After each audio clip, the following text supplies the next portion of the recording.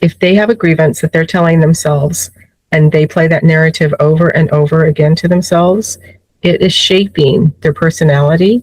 It shapes their attitudes toward themselves, towards others. And it's like we go to church and we hear, you should forgive this person. And we hear all of the religious reasons, but nobody really knows how to do it, I think. Telling your story, even if it's sometimes it's telling the story to yourself and writing it down in a journal and then finding that validation. I think you can give yourself self-validation to say, yeah, I hear you and I understand, right? Because we all want somebody to we want somebody to understand us. Don't you understand? We hear people say that all the time.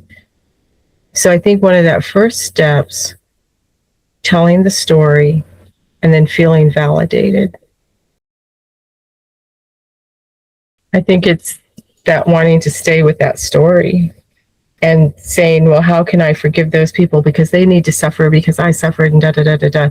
And that I think that's the biggest struggle. And then finally, when you get to a point, you realize this isn't about them. It's about me and the peace that I deserve in my life, the peace of mind that I want. Because it's like people say that not forgiving somebody is like you drinking the cup of poison and expecting them to die. So when they start to shift their perception of that person, of that thing, of that situation, that shows the progress.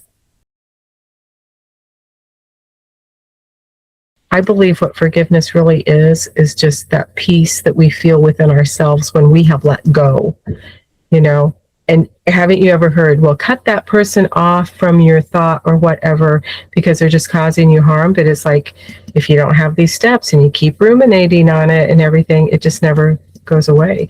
So if you go through these steps, then I think those ties can be cut and you actually can forgive. And then what happens is that letting go. That's what forgiveness is. It's just the letting go of it.